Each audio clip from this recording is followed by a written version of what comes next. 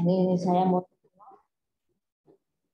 Bapak Ibu, di dalam menyusun dokumen KTSP itu, panjenengan mulai sekarang melakukan disiplin di dalam rangka untuk perubahan-perubahan di aset. Kemudian perubahan itu dicatat juga di dalam Dapodi. Kemudian juga jumlah gurune aja sampai keliru, gitu ya. Sampai keliru. Setelah saya melakukan pendataan pada teman-teman di SD, ini ada juga guru yang PNS, banyak guru bahasa guru olahraga itu dapat itu ora enek. Dapat dia tuh dibayari loh, tidak produknya hilang. Nah ini makanya kemarin ini itu banyak terjadi mungkin pada saat upload gitu ya, angel gitu ya. Oleh karena itu nanti kita sandingkan. Nah, khusus yang di SMP, kita baru mulai kemarin melakukan pendataan, dan nantinya akan kita sampaikan kepada panjenengan semuanya. SMP 48 lebih sedikit daripada SD yang 406. Nah, SD rampung, alhamdulillah SMP kemarin rampung. Cuma saya tidak melakukan tatap muka ya, mana di SMP. Dan saya melihat di SMP lebih ricik gitu ya, lebih ricik. Alhamdulillah, karena naik jenjang itu ya ini dasarnya sih pengenalan ya.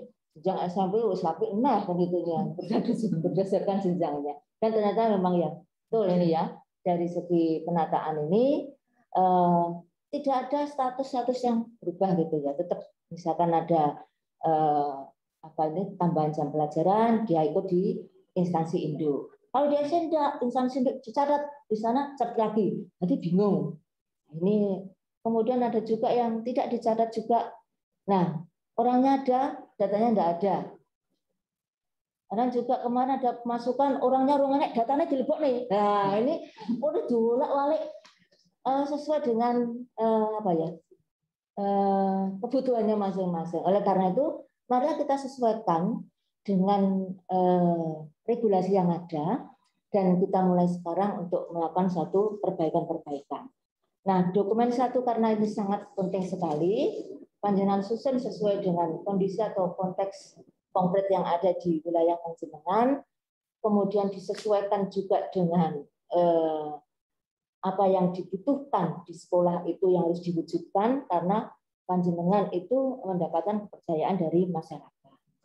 Bapak Ibu yang saya hormati dan saya banggakan, ini nanti ke depan ini akan ada hubungannya dengan AN ya, yang nanti akan dinilai itu yang nanti September ya Mas ya, akan dinilai dilaksanakan di September. Yang dinilai itu tidak hanya guru-gurunya tapi semuanya ya, ada 360 derajat untuk penilaian. Peserta didik dinilai, gurunya juga dinilai, pengawas dinilai. Nah itu nanti akan ditransfer semuanya menjadi nilai panjenengan yang besok akan menggantikan peta mutu pendidikan. Oleh karena itu, kalau menginginkan peta mutu pendidikan kita tahun 2022 itu menjadi bagus, saya harapkan mulai sekarang monggo kita totok bareng-bareng. Berikan hak-hak pendidikan, apa yang ingin diraih, sehingga anak-anak itu diberikan satu dasar untuk dia itu bisa menyesuaikan dengan masa yang akan datang. Itu menjadi tanggung jawab Bapak Ibu guru di satuan pendidikan. Mungkin demikian Bapak Ibu, saya sangat berharap pelaksanaan kegiatan ini nanti bisa diikuti dengan baik-baik, dan saya sangat mengharapkan juga Bapak Ibu narasumber nantinya bisa memberikan semua ilmu yang telah didapatkan dari hasil pendidikan, pelatihan, ataupun seminar yang disampaikan dari Kemendikbudristek, sehingga ini nanti kebijakan dari atas ini sejalan, selaras, inline dengan yang ditetapkan di daerah. Bapak Ibu yang saya hormati dan saya banggakan, sekali lagi saya sangat mengharapkan bahwa karena KTSP ini adalah kurikulum yang disusun oleh satuan pendidikan pada tingkat satuan pendidikan. Saya harapkan sesuaikan dengan potensi yang ada. Jadi mungkin nanti hasilnya kan nanti juga akan mendapatkan pengesahan dari kita ya. Jadi nanti akan saya cek juga nanti sama enggak ini dengan sana, sehingga nanti tidak usah turun-turunan gitu ya. Nanti oleh delok tapi gak nurun kan itu ya. Karena sendiri-sendiri. Karena nurun gitu, wah itu tapi tak turun. Ternyata tidak bisa diimplementasikan di sana, itu tidak bisa. Ini ya. Ini saya sangat mengharapkan mari kita bersama-sama melakukan tugas-tugas kita sesuai dengan apa yang sudah dijanjikan kita sebagai PNS ya. Mudah-mudahan apa yang kita lakukan pada hari ini nanti dicatat sebagai amal ibadah panjenengan semuanya. Amin. Yang bisa nanti memberikan kemanfaatan bagi anak-anak kita yang besok akan menggantikan tongkat estafet negara ini setelah kita tiada. Bapak Ibu, matur suwun. Akhirnya dengan mengucapkan Bismillahirrahmanirrahim, kegiatan workshop penguatan implementasi kurikulum jenjang SMP Dinas Pendidikan dan Kebudayaan Kabupaten Madiun tahun 2021 dengan resmi saya nyatakan dimulai.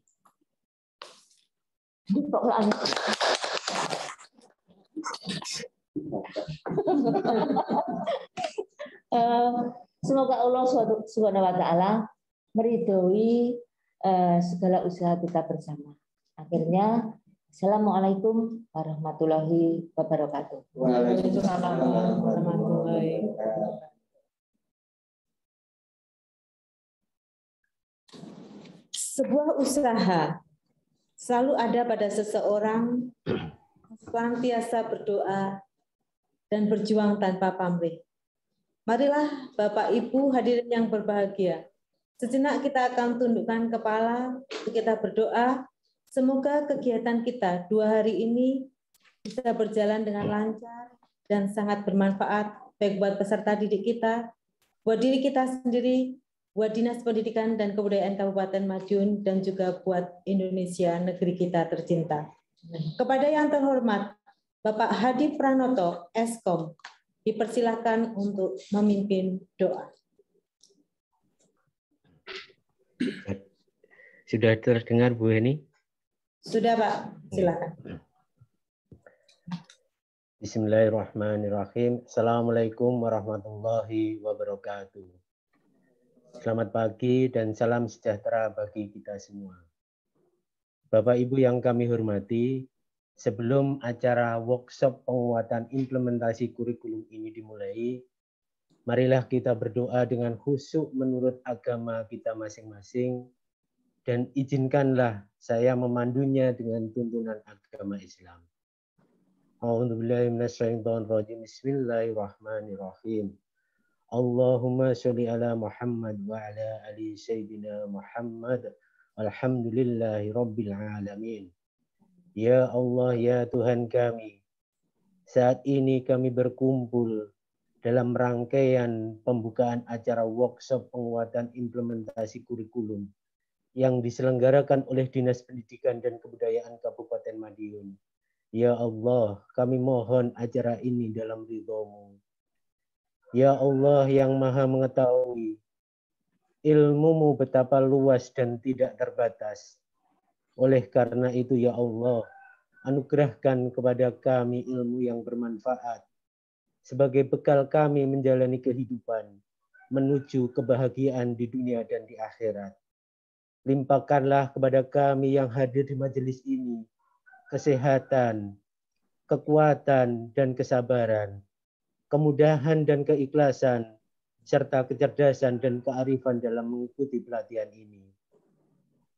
Ya Allah yang Maha Pengasih dan tak pilih kasih, satukanlah hati kami, padukanlah langkah kami, kobarkanlah semangat kami dalam mencapai keberhasilan dan tujuan pelatihan ini. Lapangkanlah pengetahuan dan segarkanlah pemahaman kami, agar dapat memetik hikmah yang terkandung di dalamnya. Ya Allah Sang Penguasa Ars, hanya kepadamu-lah kami menyembah, dan hanya kepadamu-lah kami memohon pertolongan. Kabulkanlah doa kami, Engkaulah Maha mendengar dan Maha mengampuni. Ampunilah dosa kami, dosa ayah ibu kami, dosa pemimpin-pemimpin kami, dan dosa para pendahulu kami. Rabbana atina fid dunya hasanah wa fil akhirati hasanah wa qina adzabannar. Subhana rabbi izzati amma yasifun wa salamun alal mursalin walhamdulillahi rabbil alamin. Assalamualaikum warahmatullahi wabarakatuh. Waalaikumsalam warahmatullahi wabarakatuh. Bapak Ibu hadirin yang berbahagia, demikianlah serangkaian acara pembukaan diseminasi penguatan implementasi kurikulum Dinas Pendidikan dan Kebudayaan Kabupaten Madiun. Saya selaku pembawa acara, mohon maaf yang sebesar-besarnya apabila ada tutur kata saya yang kurang berkenan. Akhir kata, selamat berwebinar. Wassalamualaikum warahmatullahi wabarakatuh. Waalaikumsalam warahmatullahi wabarakatuh.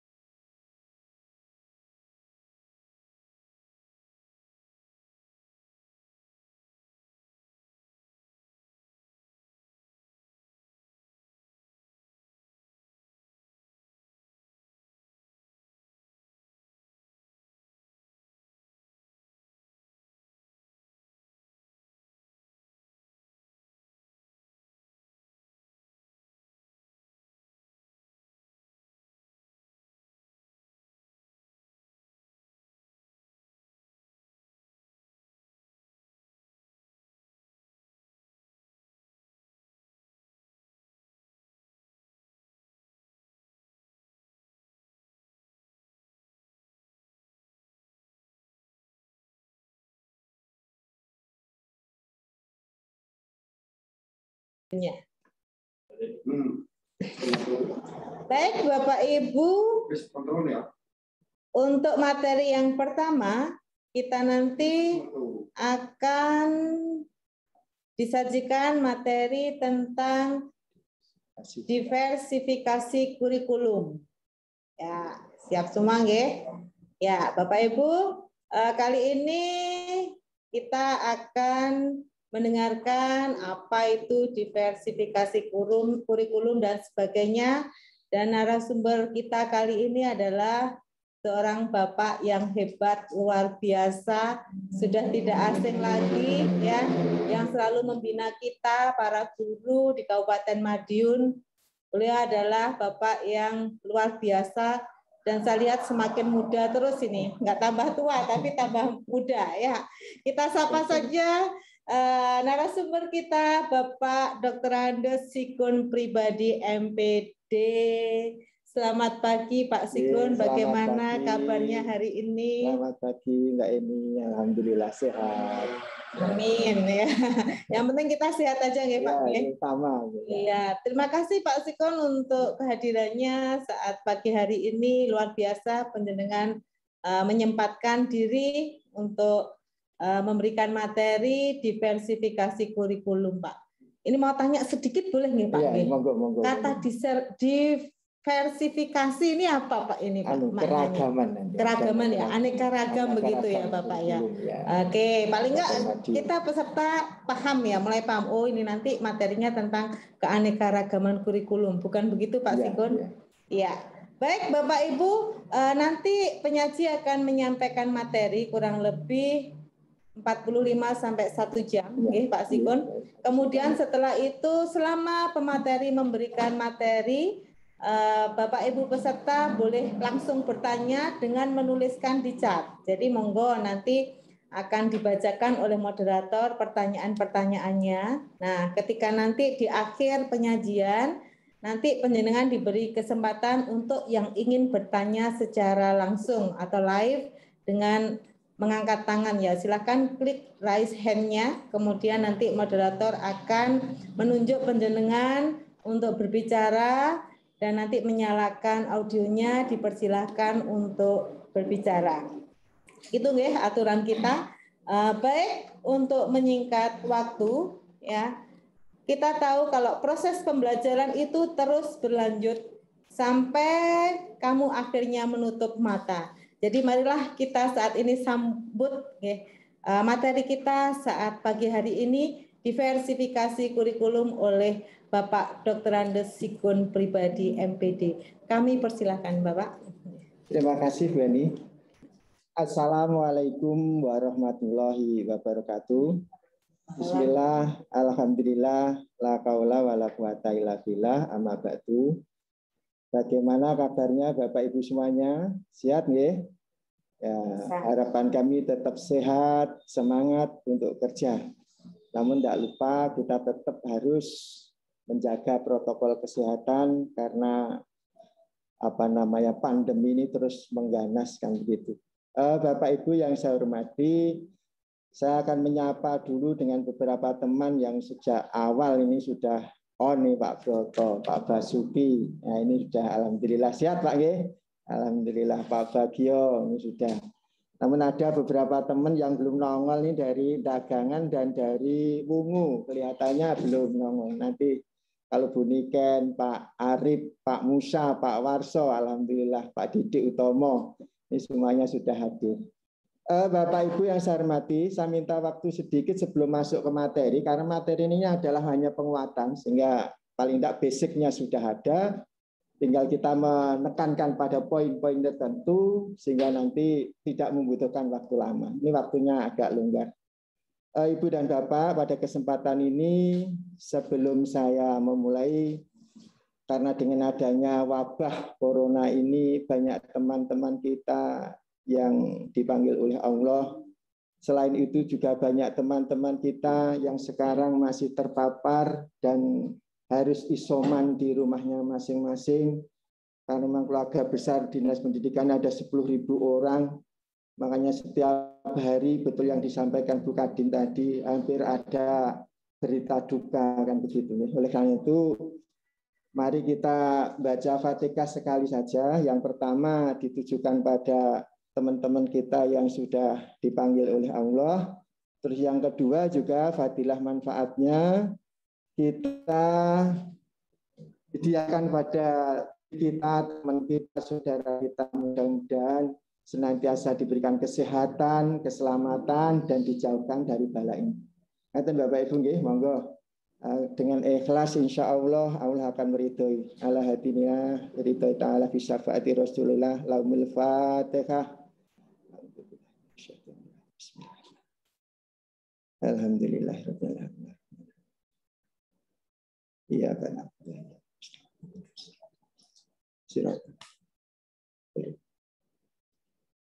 Terima kasih, mudah-mudahan teman-teman kita yang pulang dipanggil oleh Allah, diterima semua amal kebaikannya dan diampuni semua dosanya, dan yang sakit sekarang terpapar dan harus isoman segera diberi kesehatan. Kita yang diberi kesehatan ini termasuk Pak Mariana, sehat ya Pak Mar? Alhamdulillah kita harus bergas ya. Yang sudah dicoba ini sudah alhamdulillah sudah lolos, sudah sehat kembali, bisa bergabung dengan kita. Itu Bapak Ibu yang saya hormati, izinkan saya nge-share untuk materi kali ini.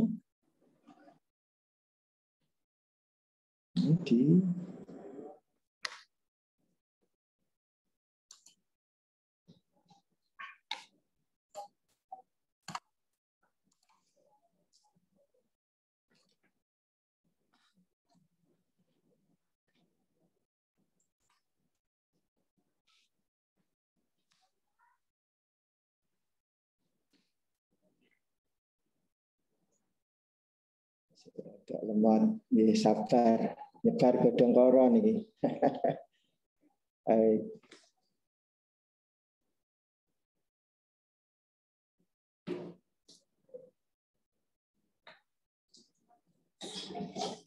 Oke. Mungkin yang gambar saya agak diperkecil ya Pak.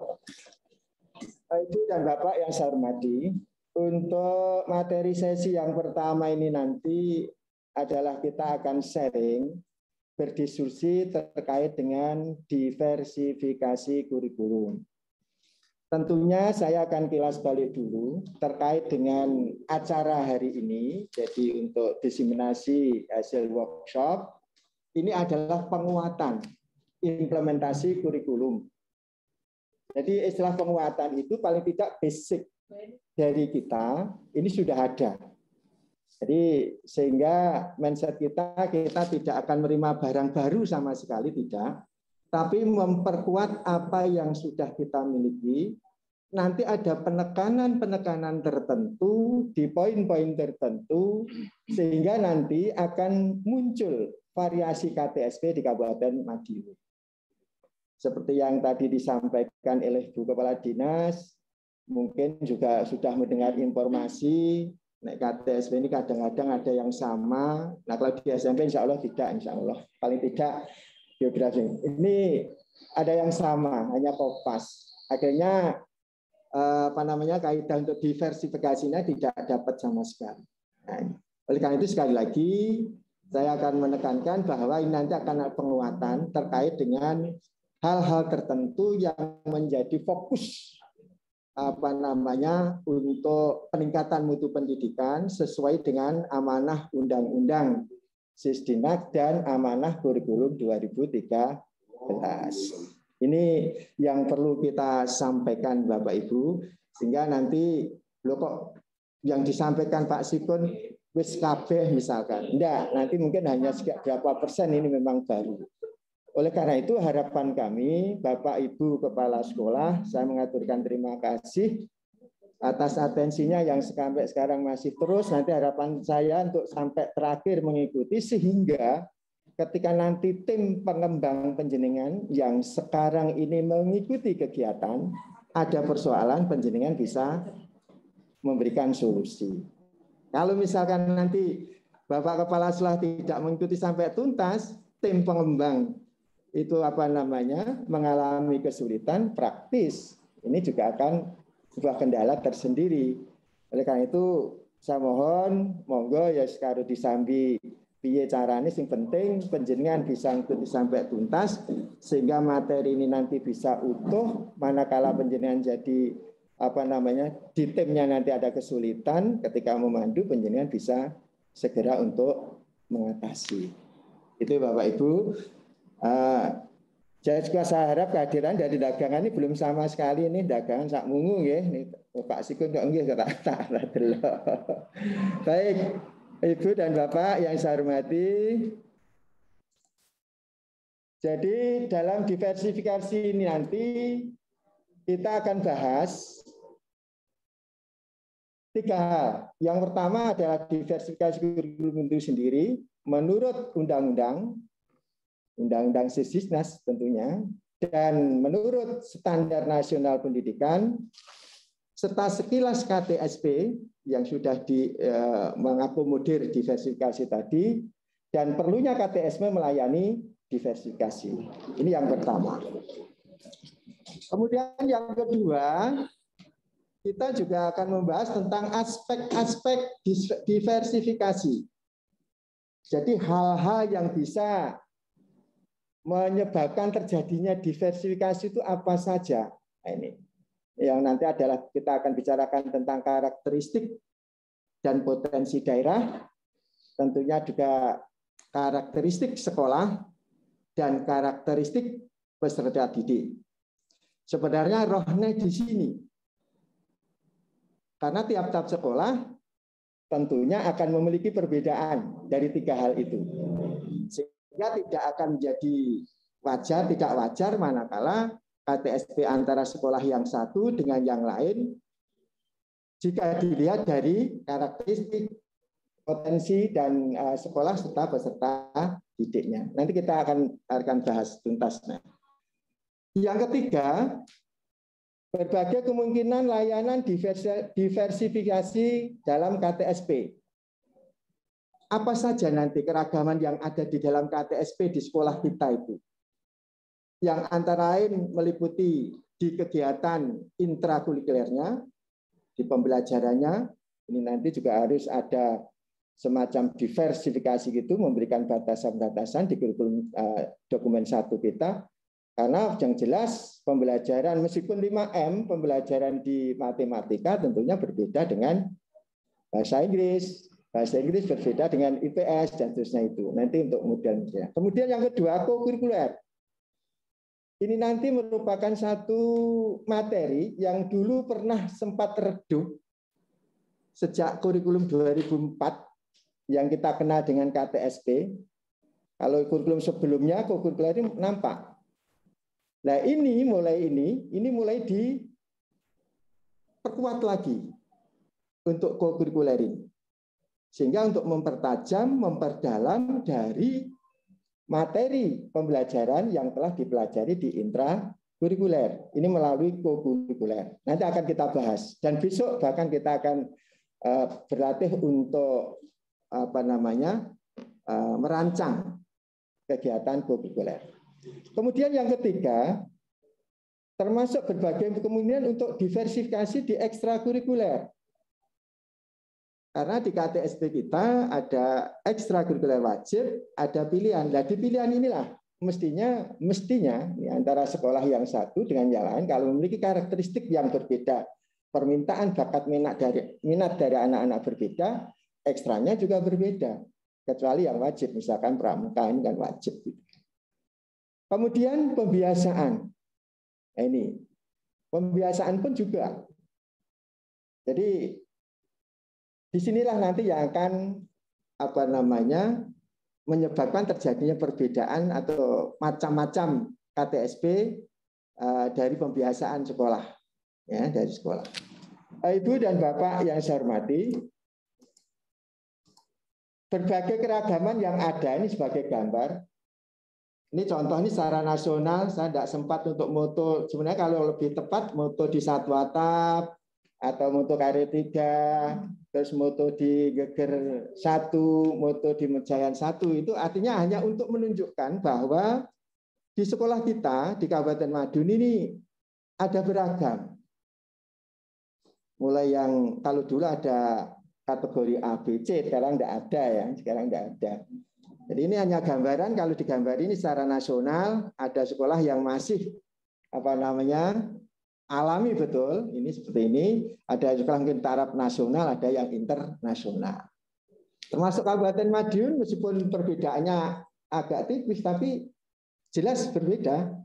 Sudah ada beberapa, paling tidak ada beberapa klasifikasi begitu ya, ada beberapa klasifikasi. Sehingga kalau kondisi ragam sekolah ini sudah seperti ini, kok kurikulumnya podo, nah ini sudah tidak betul. Inilah yang disebut nanti adalah diversifikasi di situ juga. Diversifikasi di antar sekolah, diversifikasi dalam satu KTSP-nya di pembelajarannya nanti seperti itu. Kemudian juga keragaman dari peserta didik, mulai dari usia, tingkat intelektual, ekonomi, orang tua, sosial budaya, dan seterusnya. Ini tentunya juga akan mempengaruhi bentuk KTSP antara sekolah yang satu dengan yang lain. Bukan berarti kita meremehkan dari sisi sekolah yang kecil ya. Misalkan antara Mejayan 1, jika dilihat dari peserta didiknya, ini tentunya berbeda dengan sekolahnya Pak Warso, misalkan di Saradan 3. Ini contohnya seperti itu. Tentunya nanti akan menentukan wujud dan bentuk KTSP kita. Kemudian yang ketiga adalah lingkungan. Untuk lingkungan ini, misalkan sekolah kita ada di lingkungan perkotaan. Ini gambar cedak pasar. Contohnya SMP 3 Mejayan, SMP 2 Ndelopo, SMP 1 Ndelopo misalkan. Ya, ini. Terus kemudian ada SMP yang pinggir sawah, mewah, SMP 2 Jiwan, SMP 2 Kebon Sari, dan seterusnya ini. Kemudian lagi pantai. Kalau pantai tidak ada. Kalau kita yang ada adalah pegunungan. SMP Kare 1, Kare 2, Kare 3, syarat Gemarang 1, Gemarang 2, ini memiliki karakteristik pegunungan. Yang tentunya nanti dari analisis lingkungannya berbeda dengan yang di Mejahan 1, Mejahan 3, atau Ndelopo 1, Ndelopo 3, Geger 1, misalkan, di Jiwan 1, ini berbeda. Sehingga nanti di analisis konteks ini nanti akan memiliki semacam uraian atau narasi atau paparan yang berbeda. Nah, karena hasil telaah analisisnya berbeda, ini nanti akan mewarnai KTSP penjenengan masing-masing. Nah, sehingga kalau dilihat dari kacamata dinas, nanti sudah ada diversifikasi KTSP antara sekolah tadi yang saya sebutkan. Setidaknya itu gambaran yang mendasar yang harus kita pahami dulu. Nanti sampai masuk ke mata pelajaran Bapak Ibu. Baik, kita lanjutkan. Pertanyaannya adalah, bagaimana menjadikan beberapa keragaman itu sebagai modal untuk mencapai tujuan pendidikan? Nah, coba ini penjenengan ingat-ingat kira-kira ya napa niku sik eling ora tujuan pendidikan kita ini, tujuan pendidikan nasional. Oke, saya yakin enggak usah dihafal, yang penting eling ngerti gitu ya. Nah, ini. Ayo eling napa mboten? Ya buka Google sik ngono ora apa-apa. Ini. Baik, Ibu dan Bapak, ini saya berikan mungkin salingkan aja ke Nah, kalau penjangan lihat ini, menurut Undang-Undang Nomor 20 Tahun 2003 tentang Sistem Pendidikan Nasional, Pasal 3, bahwa tujuan pendidikan nasional itu adalah mengembangkan potensi peserta didik. Jadi, mengembangkan potensi yang ada agar menjadi manusia yang beriman dan bertakwa kepada Tuhan Yang Maha Esa, berakhlak mulia, sehat, berilmu, cakap, kreatif, mandiri, dan menjadi warga negara yang demokratis serta bertanggung jawab.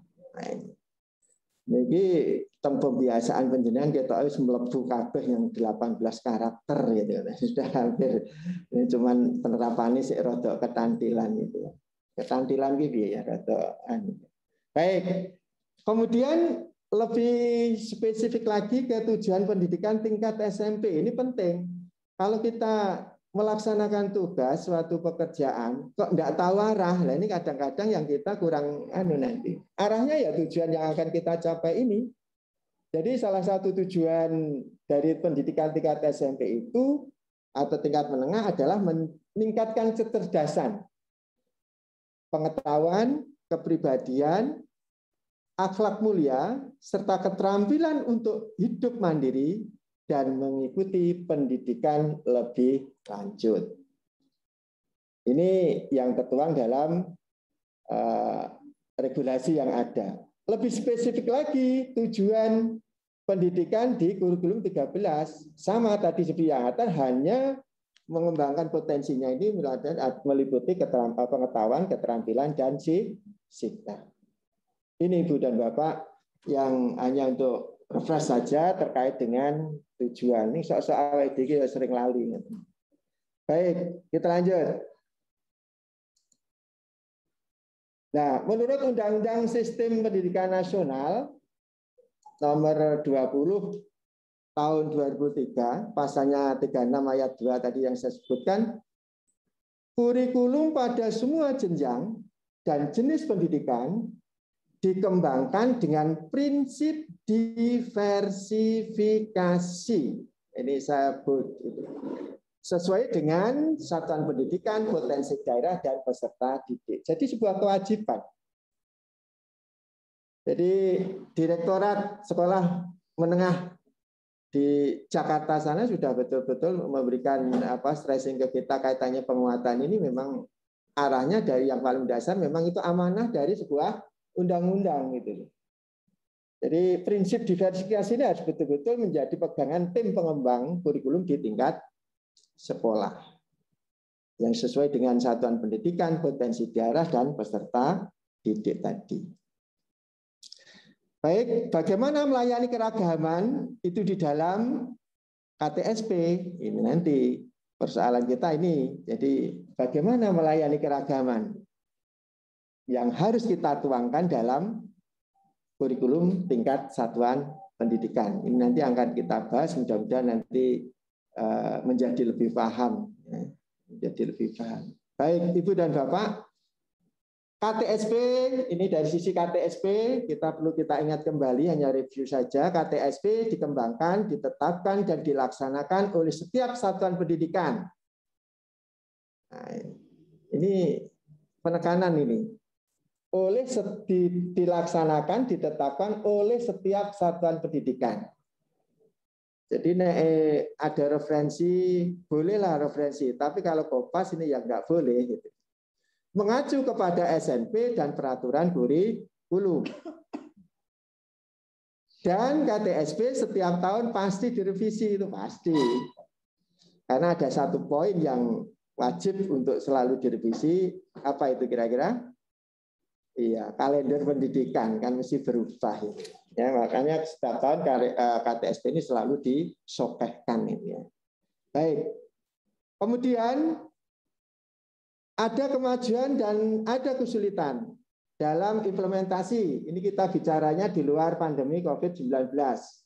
Jadi kita bicara dalam kondisi yang normal.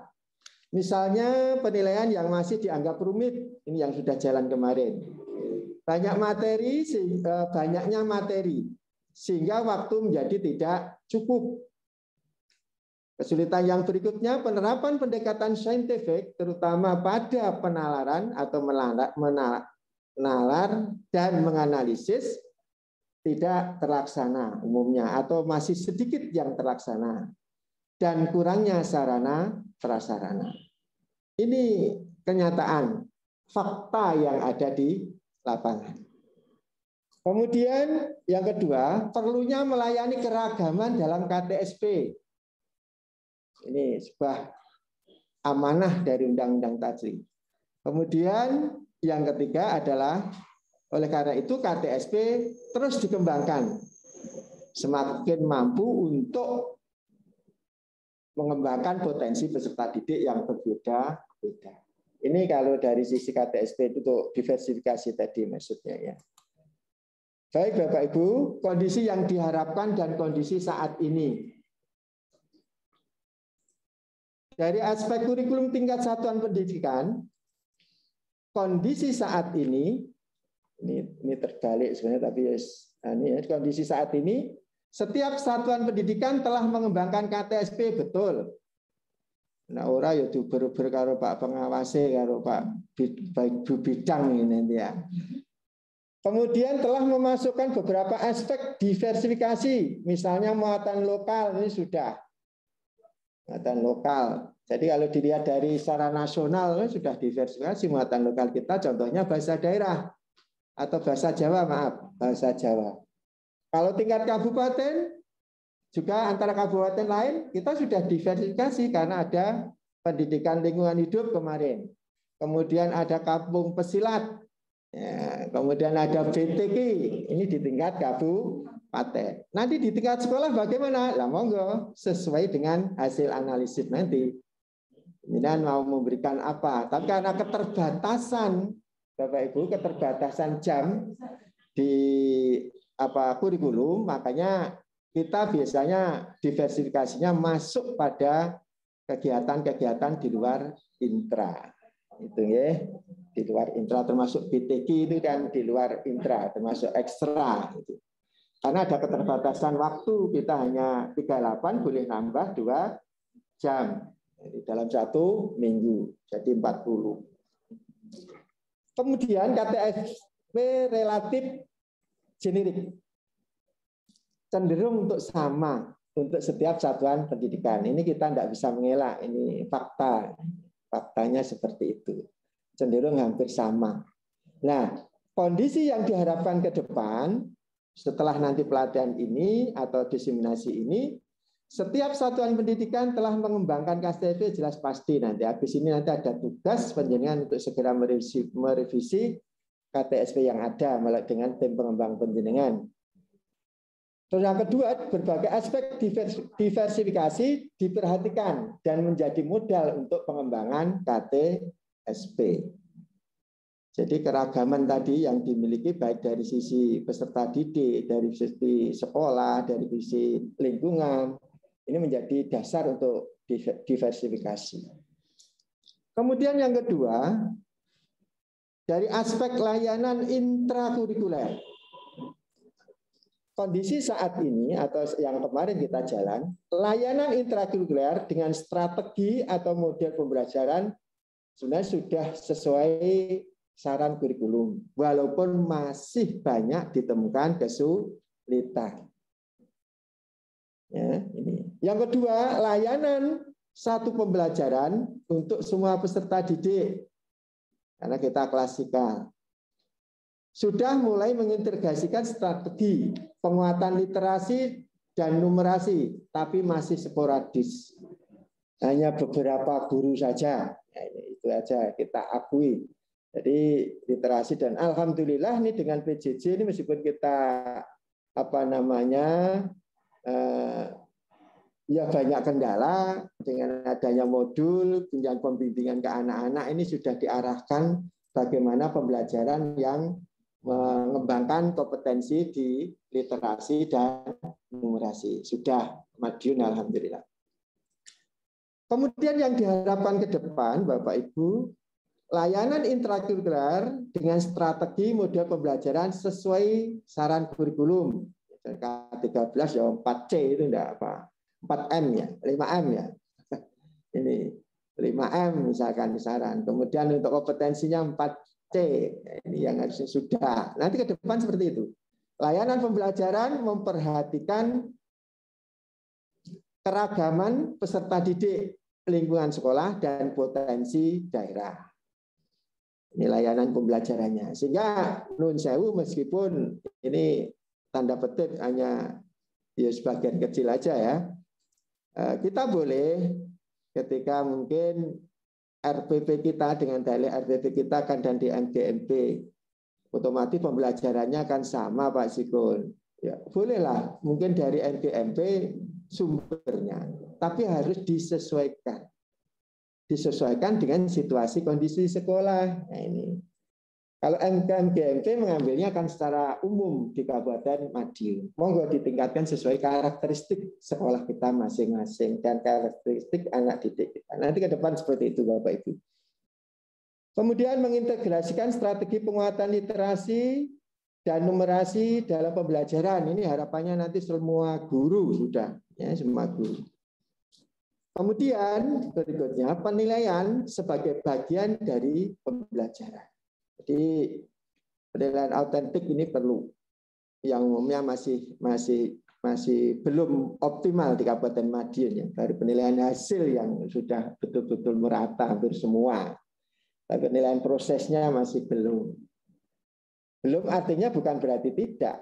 Jadi persentase masih besar yang belum daripada yang sudah. Tapi yang sudah juga sudah banyak, lumayan gitu ya. Itu dari layanan intrakurikuler. Ibu dan Bapak, untuk aspek berikutnya adalah layanan kokurikuler. Saat ini belum semua satuan pendidikan melakukan layanan kokurikuler. Memang nggak begitu ngetren di akhir-akhir ini. Jadi semenjak KTSP 2004, 2016, 2006, 2018 sih kokurikuler agak redup. Nah ini oleh direktorat dari kementerian akan dibangkitkan kembali. Karena ini sangat diperlukan untuk mempertajam, memperdalam dari apa yang telah dipelajari di kelas, di bangku kelas, untuk diperdalam di fakta lapangan, kontekstual. Itu nanti kurikuler seperti itu.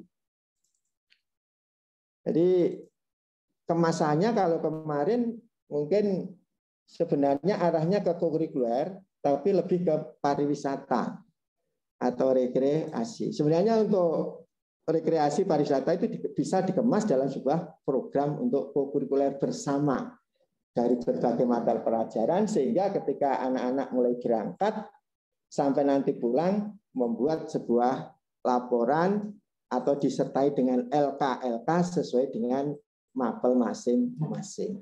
Yang kedua juga outbound, ini bisa juga banyak variasinya. Studi lapangan, file study boleh. Itu ya untuk kokurikuler. Nanti akan kita bahas tuntas besok kalau kokurikuler. Kemudian layanan ekstrakurikuler, aspek layanan ekstrakurikuler. Yang ada sekarang atau kondisi saat ini, secara umum satuan pendidikan telah melakukan layanan ekstrakurikuler. Hampir tidak ada sekolah yang tidak ada ekstranya, semua ada, baik itu yang wajib maupun yang sunnah atau yang bebas. Ini sudah dilakukan, hanya mungkin belum optimal gitu ya, belum optimal karena memang programnya memang nanti perlu kita benahi, ya, perlu benahi. Karena di kurikulum yang sebelumnya ini program-program ekstra, ini hanya dibuat sekilas. Ya, nah, nanti akan kita coba atau kita buat dalam bentuk metrik sehingga nanti jelas. Jenis kegiatannya apa, tujuannya apa, dan seterusnya nanti ada metriknya. Apa harus metrik Pak Zigun? Tidak, dibuat narasi juga boleh. Tapi nanti poin-poinnya akan kita sampaikan. Sehingga nanti dari ekstranya aja sudah akan membedakan KTSP 1, sekolah 1 dengan sekolah yang lain Bapak Ibu. Oke. Kemudian kondisi yang diharapkan nanti ke depan, semua satuan pendidikan telah melakukan layanan ekstrakurikuler dengan layanan yang beragam dan terprogram. Kata kuncinya satu untuk ekstra ini. Karena ada wajib dan ada pilihan, maka yang pilihan harus disesuaikan bakat dan minat siswa. Tidak sekolah tidak hanya sekedar mencepai wadah, tapi tidak ada peminatnya, tidak mengembangkan bakat dari siswa, tidak begitu. Tapi harus betul-betul sesuai dengan bakat minat yang dimiliki anak-anak. Ini sudah banyak juga sekolah yang mempraktekkan. Jadi di awal tahun ada pengumpulan data melalui BP atau kuesioner tentang bakat dan minat, simpulkan menjadi rumusan embrio untuk pembuatan kegiatan ekstrakurikuler. Nah, kemudian yang berikutnya adalah literasi dan numerasi.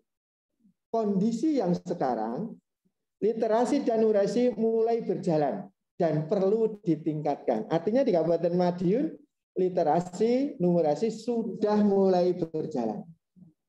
Jadi banyak yang 15 menit sebelum masuk, ada yang baca, ada yang 5 menit sebelum pelajaran. Variasinya banyak di sini. Ini yang dinamakan diversifikasi sudah ya.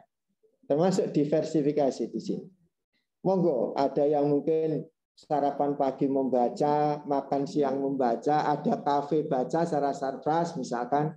Ini salah satu bentuk wujud adanya gerakan literasi di sekolah kita. Dan juga numerasi juga sudah mulai nampak.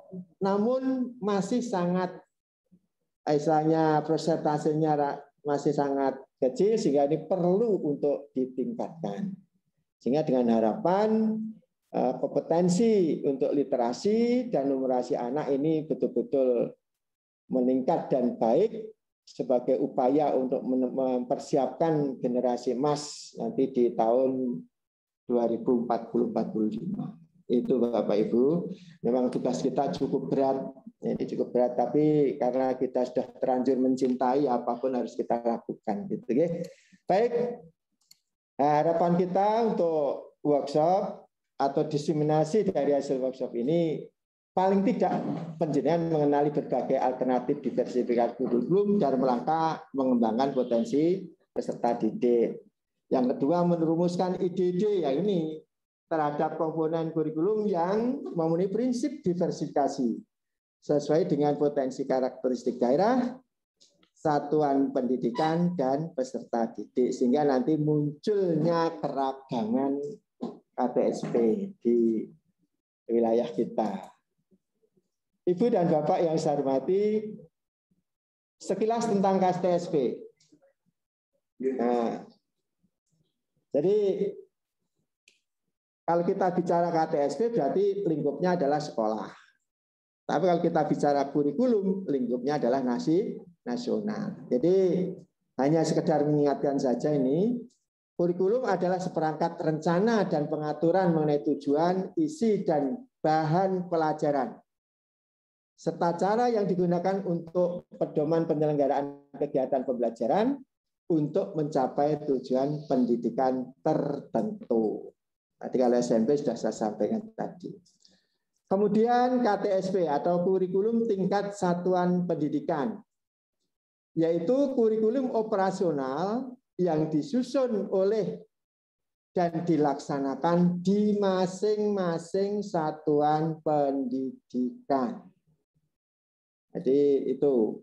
Kemudian yang ketiga, KTSP dikembangkan, sekali lagi ini saya tegaskan lagi, dikembangkan, ditetapkan, dan dilaksanakan oleh setiap satuan pendidikan mengacu pada standar nasional pendidikan dan peraturan tentang kurikulum. Ini sekedar mengingatkan saja. Insya Allah penjenengan semua sudah paham ya terkait dengan ini kurikulum.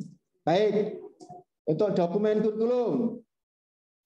Yang pertama adalah dokumen 1. Kemudian ada dokumen 2. Dokumen 1 ini berisi tentang visi, misi, tujuan, muatan kurikulum, pengaturan beban belajar, kalender pendidikan, dan lain-lain. Nanti kita sudah punya sistematika yang setiap tahun sudah kita gunakan, hanya nanti mungkin ada revisi sedikit. Sehingga nanti di sini tidak usah menanyakan tentang sistematika penulisan. Ya. Jadi lebih pada konteks substansi nanti yang diversifikasi gitu ya. Kalau untuk sistematika insya Allah setiap tahun dari pengawas sudah nge-share gitu ya. Sudah nge-share, sudah kita buatkan semacam rambu-rambu. Nah, isinya ngisi dewe. Yang kedua, KTSP yang buku 2 isinya tentang silabus. Nah, di sini nanti sudah mulai muncul. Setelah ada pemetaan SKKD masing-masing, akan ada strategi pembelajarannya seperti apa, penilaiannya piye, ini sudah ada nanti. Itu yang dimaksud keragaman nanti antara mata pelajaran satu dengan mata pelajaran yang lain. Kemudian yang buku 3, KTSP dokumen 3, berisi tentang pelaksanaan pembelajaran, RPP, yang disusun sesuai potensi, minat, bakat, dan kemampuan peserta didik di lingkungan belajar. Ini sesuai dengan edaran Pak Menteri, PRPP 1 lembar, ini tidak usah diterjemahkan saklek. Nek penjenengan mengasa 1 lembar itu betul-betul ditulis 1 lembar, padahal muatan materi maunya banyak, akhirnya duel tidak karu-karuan malah kayak apa itu kemarin. Nah ini 1 lembar pengertian sebenarnya lebih disederhanakan. Ada 3 hal pokok yang harus ada di RPP itu. Pertama adalah tujuan. Ini harus ada. Ini ngapain tujuan kadine gak ono ya opo gitu malah bingung kan penjenengan ngoten mesti mikire. Ya diberi aja lah kalau memang mau enggak masalah. Tapi paling tidak menurut edaran menteri itu 3 itu harus ada. Atau 3 itu dirasa sudah cukup. Ini nek penjenengan pengen nambah titik-titik ya enggak masalah gitu. Yang kedua, kemudian bahan. Nah, ini bahan tidak disebutkan. Kadang-kadang kita repot kalau enggak ada catatan di RPP itu bahannya seperti apa, diambil dari mana, ini kadang-kadang itu. Oleh karena itu monggo lah ditambah titik mungkin sak baris di sini, ini tidak masalah untuk bahannya. Kemudian yang pokok yang kedua yaitu langkah-langkah atau untuk tahapan pembelajaran.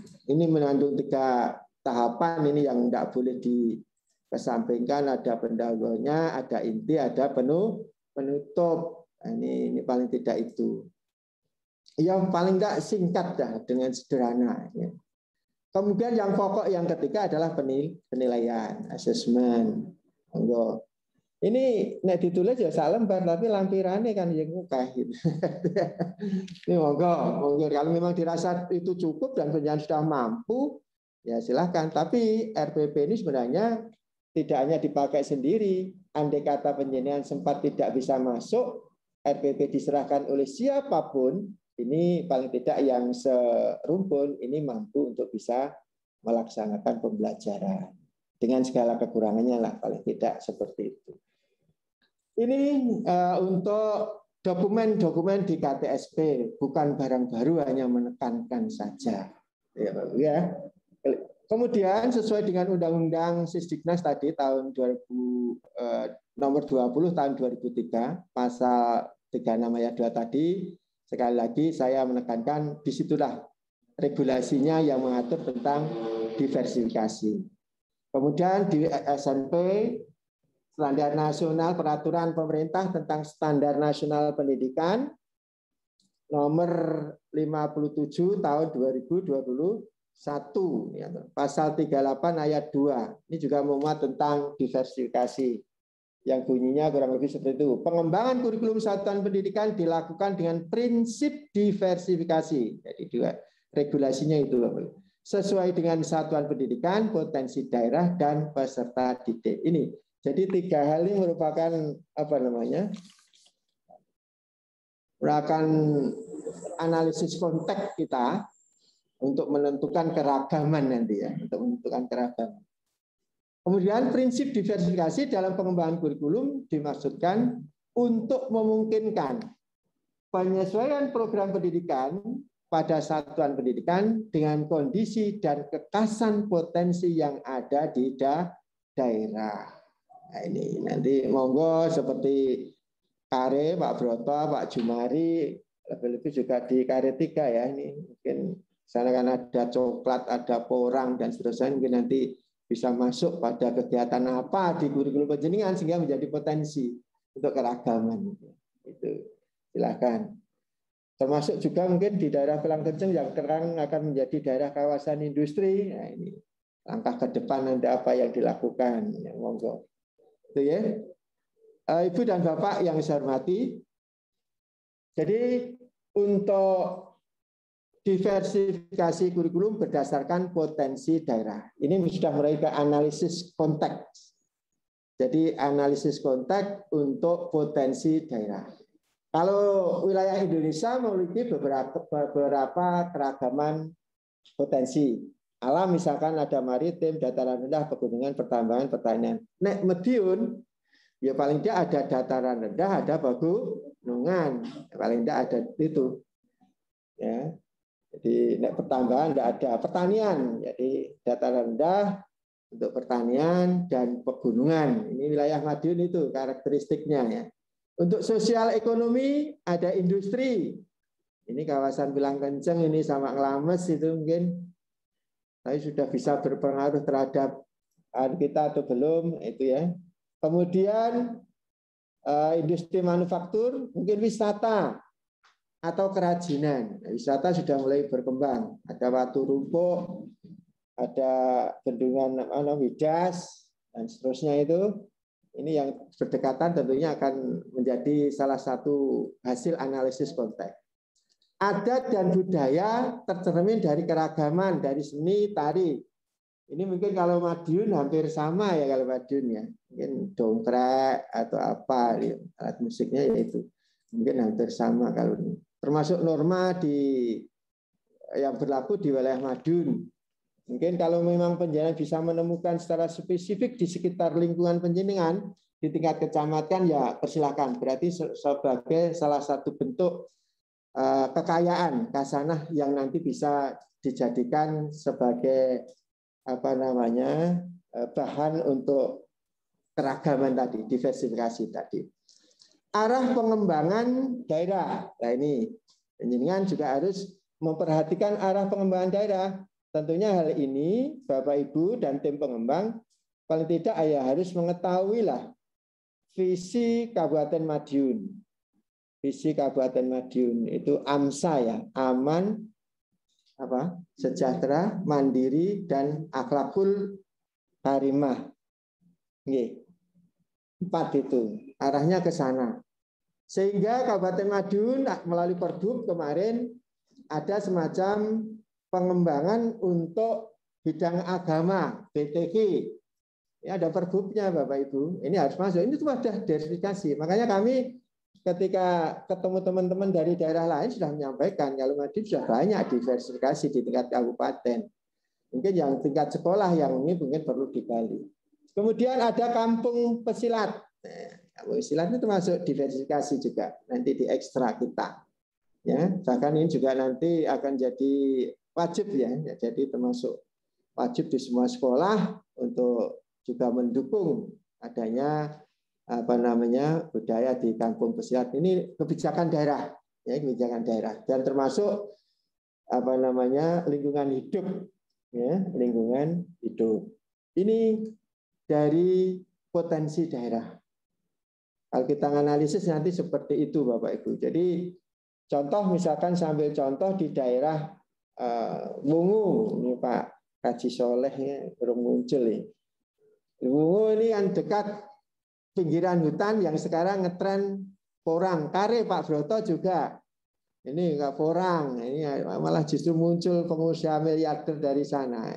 Nah ini bisa kita adopsi dari apa yang terjadi di situ. Nanti dikemas jadi kurikulum KARI sehingga potensi ini tidak hanya dikuasai oleh 1-2 orang. Tapi nanti ada generasi-generasi kita lulusan SMP yang memang memiliki pengetahuan terkait dengan porang tadi. Karena di kurikulum pendidikan nak masuk, entah itu di ekstranya atau di mananya monggo lah. Atau masuk salah satu sub di prakarya, mungkin materi yang disisipkan, silakan. Ini adalah satu wujud dari diversifikasi. Ini mungkin waktunya telah sudah dikode nih. Saya kebablasan. Baik. Diversifikasi kurikulum berdasarkan karakteristik satuan pendidikan. Ini Bapak Ibu. Jadi yang pertama adalah jenjang pendidikan. Kalau kita di SMP, ini paling tidak kita sudah tahu bagaimana emosional anak-anak SMP dan seterusnya itu. Jenis pendidikannya, layanan tertentu misalkan satu atap. Satu atap memang kalau sudah betul-betul kolaborasi dengan SD tentunya memiliki KTSP yang juga spesifik, berbeda dengan yang lain. Mungkin juga sekolah yang berasrama seperti Dagangan, SMP 1 Dagangan, Ibnu Batutah atau saya ini Batutah ya. Ini yang boarding school. Ini kurikulumnya tentunya berbeda dengan yang reguler biasa. Sehingga ini yang dinamakan diversifikasi antar sekolah sudah muncul. Jadi kita juga sudah lihat ini kurikulumnya yang boarding school ternyata di Dagangan di samping kurikulum yang KSTP reguler ada kurikulum untuk yang mondok itu. Misalkan seperti itu Bapak Ibu. Kemudian lokasi dari satuan pendidikan tadi. Lokasi ini yang dataran rendah pertanian, apa di pegunungan, apa di pantai, nah, misalkan ini berbeda nanti, ya berbeda karena yang jelas ini mempengaruhi juga nanti. Jadi lokasi menentukan juga mempengaruhi budaya, terutama budaya untuk penghidupan atau mata pencaharian termasuk dan budaya-budaya yang lain. Sarpras juga begitu. Sarpras ini mempengaruhi. Sekolah sing lengkap, misalkan nanti ada diversifikasi terkait pembelajaran berbasis IT, monggo lah. Seperti Mejayan misalkan lengkap, BIO Singale kuat, monggo ini di Tapi untuk KARI 3 nuwun sewu mungkin HP ini ya ono sing duwe ning Singale biar bar. Nah, ini jangan menekankan di KTSP penjenengan itu wajib semua guru ber-IT lah nanti malah enggak jalan. Enggak jalan. Ya disesuaikan maksud saya itu. Hingga keragaman macam inilah yang dinamakan tadi untuk ngakomodir dari sebuah diversifikasi tadi. Arah pengembangan sekolah maunya nanti seperti apa? Nah, ini gagasan dari Dagangan mungkin diarahkan nanti menjadi sekolah SMP Islam SMP terpadu maksudnya dengan Islam pelajaran Islam yang monggo. Ini nanti akan menentukan juga KTSP yang dibuat oleh sekolah itu. Berbeda dengan yang reguler yang biasa-biasa saja. Nanti Bapak Ibu ya, ini diversifikasi kurikulum berdasarkan karakteristik satuan pendidikan. Sekarang diversifikasi kurikulum berdasarkan karakteristik peserta didik. Ini pertama kita juga harus bisa memiliki database tentang bakat, minat dan kemampuan anak harus punya. Oh sudah Pak, memang sudah. Penjenengan bisa tanya ke BP nanti, database-nya ada. Namun untuk pengelompokan anak-anak ini yang punya bakat apa-apa sudah atau belum ya ada yang sudah, ada yang belum. Maksudnya ini nanti akan diversifikasinya di mana Pak Sikun? Ya tentunya antara sekolah yang satu dengan yang lain berbeda karena bakat minat yang dimiliki anaknya di sekolah itu berbeda gitu loh. Jangan sampai ekstrane podo pilihannya padahal di pilihan bakat minat tidak ada. Alasannya gurunya tidak ada Pak Sikun. Nah ini yang kadang-kadang kita memang kendala tersendiri. Bakat minatnya misalkan di sepak bola, ternyata guru olahraganya kosong. Nah ini paling tidak sepak bola tetap ada. Upaya untuk mencari pembinanya, nah ini yang menjadi tanggung jawab manajer. Jadi seorang kepala sekolah tetap harus telayani sehingga kemampuan atau potensi anak-anak dari bakat tadi betul-betul bisa berkembang begitu. Oke, ini tingkat kemampuan emosional, ketekunan dan kepercayaan diri. Kemudian latar belakang sosial ekonomi. Ini nanti juga menentukan layanan kita. Latar belakang budaya. Ini juga akan menentukan layanan kita. Kalau menentukan layanan, bentuk program, karena program berarti masuk pada sebuah kegiatan di sekolah yang harus masuk di KTSP. Oh iya, baik. Antun 5 menit, baik. Saya percepat Bapak Ibu. Konfigurasi mengatakan gas untuk ini. Tadi yang saya jelaskan tadi, KTSP ini jadi memperhatikan muatan kas sekolah, kemudian daerah. Dan juga diselipkan beberapa misi dari nasional Bapak Ibu. Makanya kemarin ada suplemen pendidikan karakter, pendidikan anti korupsi, HAM, kemudian pengurangan risiko bencana mungkin dari gempa bumi itu, pencegahan air dan seterusnya. Ini nanti bisa nanti dibaca lebih detail. Ini disisipkan memang.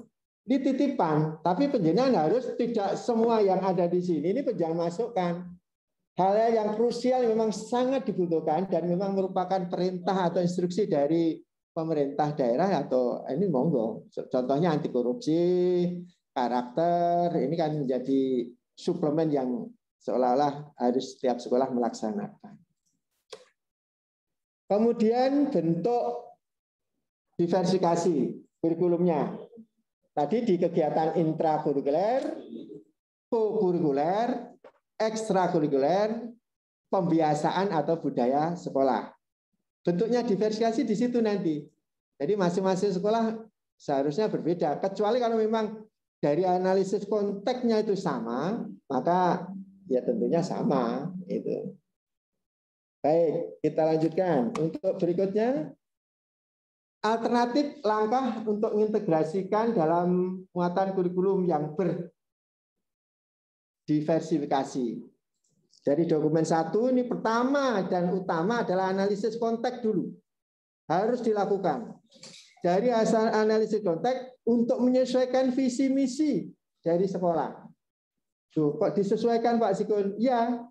Jadi visi misi itu udah harga mati, boleh disesuaikan paling tidak ya 4 tahun pisan lah paling tidak. Ini nak kepeksa panjang yo perlu direvisi setelah mendapatkan penguatan hari ini ya monggo dirasa penting. Tapi tolong sekali lagi untuk merubah visi misi itu tidak bisa seorang dua orang tapi oleh tim pengembang kurikulum tadi yang melibatkan berbagai pihak. Ini yang jarang kadang-kadang masih bentuk peringatan untuk diakreditasi ya. Jadi tim terdiri dari tim pengembang itu unsurnya dari guru, kepala sekolah, komite, kemudian stakeholder yang lain. Itu ya.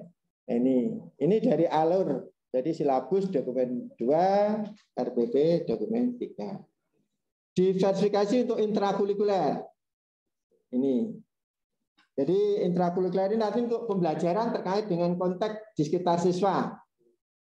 Nah, ini nanti bisa macam-macam antara mata pelajaran satu dengan yang lain. Penyesuaian muatan materi sesuai konteks.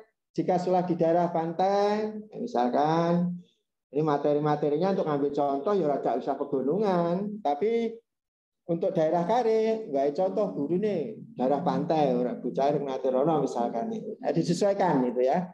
Menggunakan asesmen diagnosis Saya kesosolan gue. Menggunakan asesmen diagnostik untuk mengetahui latar belakang bakat minat tadi ya. Jadi sebelum ke ekstra tadi itu penting. Ini. Kemudian menggunakan strategi model pembelajaran yang mengakomodir keragaman sesuai konteks peserta didik, cara belajar, aktivitas, misalnya kooperatif, saintifik, PBL, PJBL. Nah, ini pilihan ini harus nanti tertuang Bapak Ibu di KTSB Penjan. Apa pembelajaran yang digunakan di sekolah ini? Itu maksudnya itu. Ya. Baik, kemudian penguatan literasi dan numerasi pembelajaran dengan konteks yang ada di sekitarnya. Nanti dijelaskan penguatan literasinya seperti apa, numerasinya seperti apa. Nanti harus tersurat, tidak hanya tersirat di KTSB dokumen 1. Nanti posisinya di mana akan kita sampaikan. Terus kemudian terintegrasi dengan intrakurikuler dan terintegrasi, artinya mewadahi diversifikasi dengan mengintegrasikan keragaman yang ada di potensi daerah, satuan pendidikan, karakter sekolah didik dengan kurikulum nasional. Integrasi dapat dilakukan secara web-based, artinya dikaitkan dengan beberapa KD melalui tema tertentu sesuai dengan potensi daerah di lingkungan sekitar sekolah. Dan connect yaitu dengan menghubungkan atau mengkaitkan dengan keragaman yang dipilih, misalkan lingkungan sekitar itu ya. Baik. Kemudian diverifikasi dalam intrakurikuler di masing-masing mata pelajaran. Dapat berupa muatan lokal, misalnya tadi yang saya sebutkan, kemudian konteks atau karakteristik ini juga dapat menggunakan berbagai keunggulan sesuai, misalkan di daerah kita ya perkebunan tadi ya, saya kewilayahan lah. Mengimplementasikan yang bersifat kontinu atau diskontinu. Kemudian untuk diversifikasi kokurikuler. Jadi paling tidak penjenengan ini penekanan di sini nih. Kokurikuler itu fungsinya adalah untuk mendalami Bapak Ibu, lebih mendalami menghayati pembelajaran yang telah dilakukan, termasuk untuk menguatkan literasi dan numerasi. Kegiatan kokurikuler dapat dilaksanakan baik secara individu maupun kelompok. Misalnya file study atau observasi lapangan, mungkin kunjungan wisata edukasi, ya, kemudian juga mungkin ada kegiatan peragaan busana, pameran karya fotografi dan lain-lain. Membangun sikap empati dengan teman lain, gotong royong, keterampilan bekerja sama pada peserta didik, sikap tenggang rasa, ada persaingan yang sehat, dan latihan kepemimpinan ini termasuk juga masuk pada ranah kokurikuler tadi. Mengembangkan sikap percaya diri sendiri di samping juga untuk menyesuaikan dengan minat dan kemampuan peserta didik. Baik, kita lanjutkan diversifikasi untuk ekstrakurikuler.